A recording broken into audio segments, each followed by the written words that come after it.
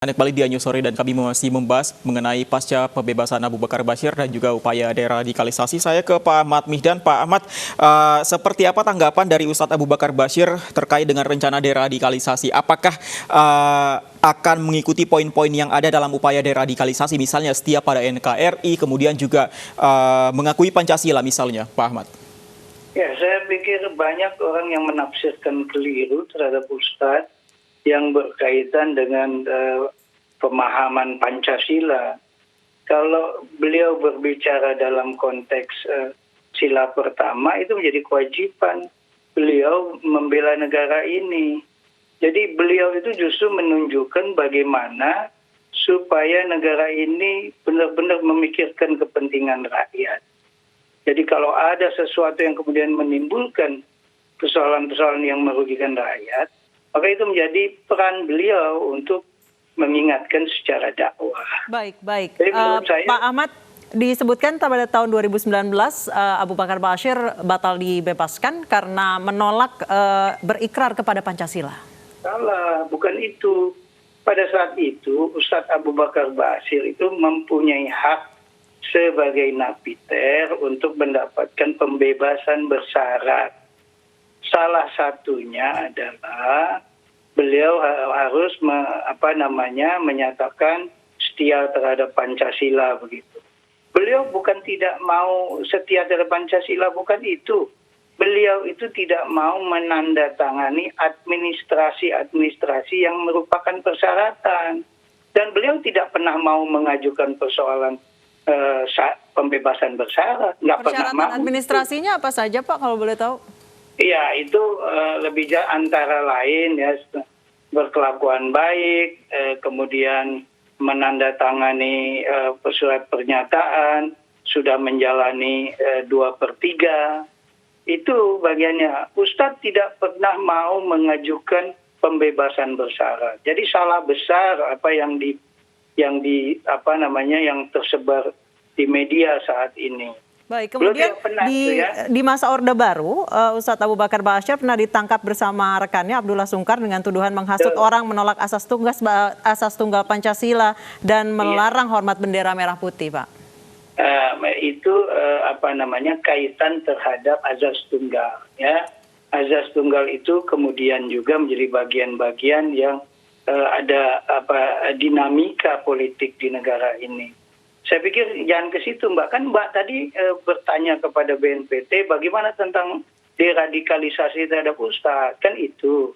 Jadi menurut hemat saya, sepanjang radikalisasi itu sesuai tentang hak-haknya, ya, hak-hak Ustadz sebagai napi yang sudah bebas, kemudian prosedurnya sesuai dengan aturan, saya pikir itu akan diterima oleh Ustadz Abu secara baik. Bahkan saya kebetulan sempat diskusi dengan Pak Irfan ya menjelang pembebasan, karena kami sempat bertemu ya baik dengan BNPT, dengan Densus, membahas tentang bagaimana program berkaitan dengan penanggulangan teroris. Berarti deradikalisasi diterima dengan baik ya Pak oleh Ustadz Abu Bakar Bashir? Bukan, justru beliau akan memberikan pemikiran-pemikiran yang lebih efektif terhadap deradikalisasi itu sendiri. Apakah deradikalisasi itu sudah sedemikian rupa sukses, kan juga belum. Baik, silakan. Saya kembali ke Pak Irfan Idris, tanggapannya Pak. Ya, baik. Poin-poin yang disampaikan tadi Ustadz Ahmad dan itu yang kami diskusikan sebelum pembebasan Ustadz Abu, bahwasanya deradikalisasi yang kita jalankan itu ada dua, di dalam lapas dan di luar lapas. Di dalam lapas sudah selesai pembahasannya karena Ustadz Abu sudah di masyarakat. Sekarang kita tidak kaku pada penafsiran deradikalisasi yang sesuai teks semata.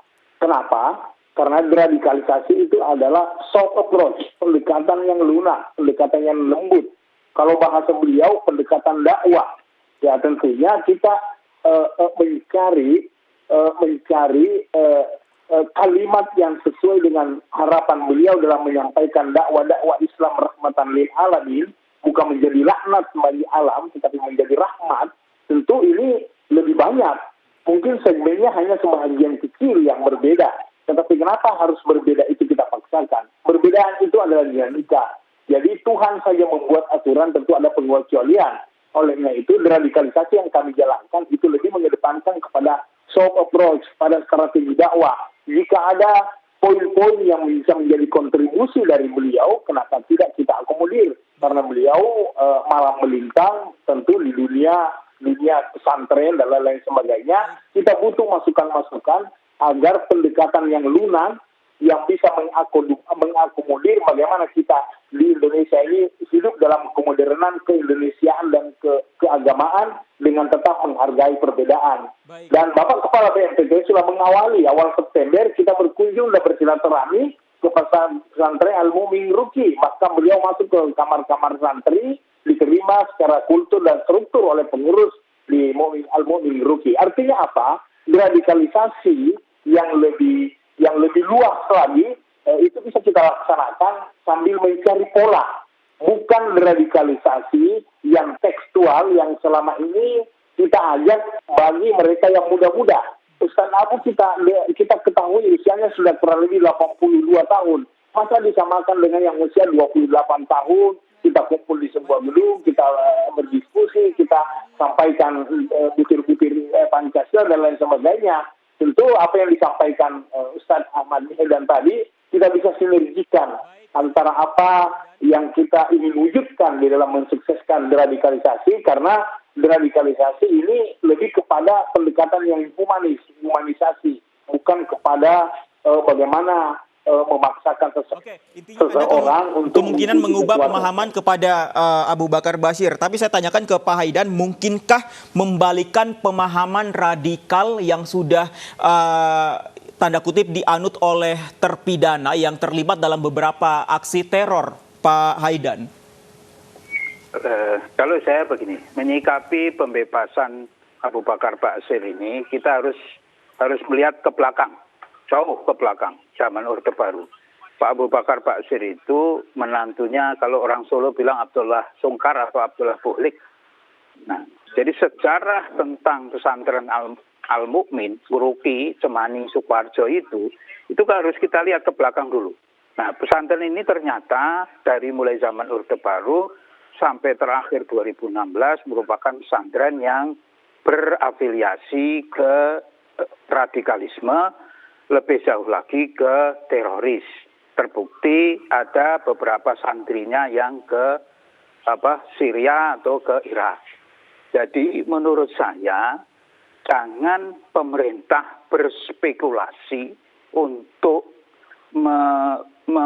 deradikalisasikan Abu Bakar Bashir sehingga nanti jadinya di kemudian hari nanti kembali seperti asal lagi. Karena ini sudah pernah kita coba. Dari zaman Orde Baru mereka begitu, zaman Pak SBY juga begitu, nih sekarang Pak Jokowi juga begitu.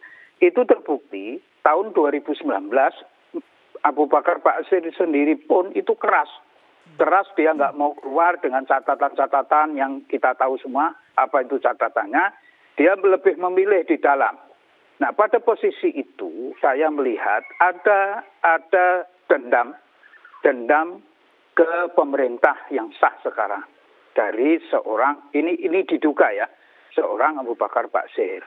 Jadi pemerintah harusnya tidak berspekulasi dengan program deradikalisasi yang dengan cara-cara yang seperti yang disebutkan oleh Pak dari BNPB tadi.